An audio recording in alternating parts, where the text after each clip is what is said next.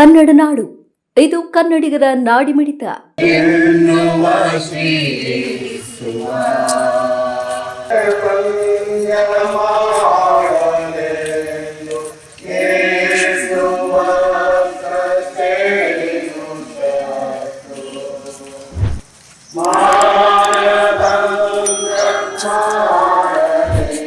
ಪವಿತ್ರ ಶುಕ್ರವಾರ, ಇದನ್ನು good Friday ಅಂತೇಳಿ ಕೂಡ ನಾವು ವಿಶ್ವದಾದ್ಯಂತ ಕರೆಯುತ್ತೇವೆ.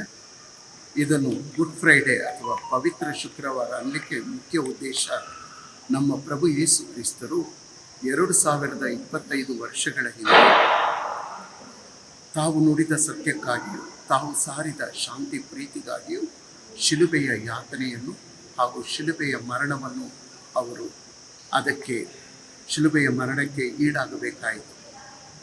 ಅವರನ್ನು ಶಿಲುಬೆಯ ಮಾರ್ಗವಾಗಿ ಒಯ್ದು ಅವರ ಹೆಗಲ ಮೇಲೆ ಶಿಲುಬೆಯನ್ನಿಟ್ಟು ವಿವಿಧ ರೀತಿಯ ಚಿತ್ರಹಿಂಸೆಯನ್ನು ಕೊಟ್ಟು ಕೊನೆಗೆ ಶಿಲುಬೆಯಲ್ಲಿ ಜಡಿದು ಅವರು ಶಿಲುಬೆಯಲ್ಲಿ ಮರಣ ಹೊಂದುತ್ತಾರೆ.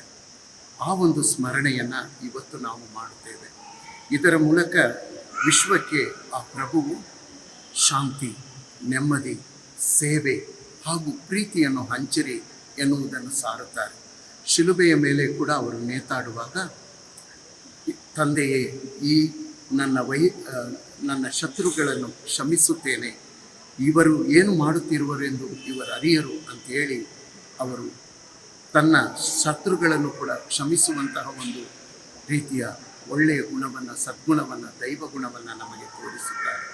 ಆದುದರಿಂದ ಈ ಒಂದು ಪವಿತ್ರ ಶುಕ್ರವಾರ ವಿಶೇಷವಾಗಿ ಅವರನ್ನು ಹಿಂಬಾಲಿಸುವ ಎಲ್ಲ ಕ್ರೈಸ್ತರಿಗೆ ಪ್ರಭು ಯೇಸು ಕ್ರಿಸ್ತರಂತೆ ಸತ್ಯದಲ್ಲಿ ನಡೆಯಲು, ಶಾಂತಿಯನ್ನು ಸಾರಲು, ಎಲ್ಲರನ್ನು ಕ್ಷಮಿಸಲು ಹಾಗೂ ಐಕ್ಯತೆಯನ್ನು ಕಟ್ಟಿ ಎಲ್ಲರನ್ನು ಸ್ನೇಹದಿಂದ ಕಾಣುವ ಒಂದು ಸಮಾಜವನ್ನು ಸೃಷ್ಟಿ ಮಾಡಬೇಕೆನ್ನುವ ಒಂದು ಸಂದೇಶವನ್ನು ಈ ಗುಡ್ ಫ್ರೈಡೇ ನಮಗೆ ಪ್ರಭು ಯೇಸು ಕ್ರಿಸ್ತರ ಮೂಲಕ ಕಲಿಸುತ್ತದೆ.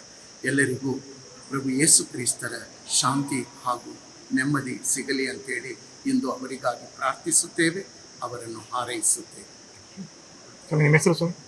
ನನ್ನ ಹೆಸರು ಫಾದರ್ ನಾದನ್ ಅಂತೇಳಿ ಇಲ್ಲಿಯ ಮುಖ್ಯ ಗುರುಗಳಾಗಿ ಸೇವೆ ಮಾಡುತ್ತಿದ್ದೇನೆ. ಇದು ಬಳ್ಳಾರಿ ಆರೋಗ್ಯ ಮಾತೆಯ ಪುಣ್ಯಕ್ಷೇತ್ರ. ಆದ್ದರಿಂದ ಇವತ್ತು ನಾವು ಇಲ್ಲಿ ಮುಂಜಾನೆ ಒಂದು ಕಾರ್ಯಕ್ರಮ ಹಾಗೂ ಸಂಜೆ ಪುನಃ ಒಂದು 5:30ಯಿಂದ 7 ಗಂಟೆಯ ತನಕ ಒಂದು ಕಾರ್ಯಕ್ರಮ, ಭಕ್ತಿಯ ಕಾರ್ಯಕ್ರಮ ಈ ಒಂದು ದೇವಾಲಯದಲ್ಲಿ ನಡೆಯುತ್ತದೆ. ನೀವಿನ್ನು ಕನ್ನಡ ನಾಡು ವಾಹಿನಿಯನ್ನು ಸಬ್ಸ್ಕ್ರೈಬ್ ಮಾಡಿಕೊಂಡಿಲ್ವಾ? ಈಗಲೇ ಸಬ್ಸ್ಕ್ರೈಬ್ ಮಾಡಿ, ಬೆಲ್ ಐಕಾನ್ ಅನ್ನು ಒತ್ತಿ ನೋಟಿಫಿಕೇಶನ್ಗಳನ್ನು ಪಡೆಯಿರಿ.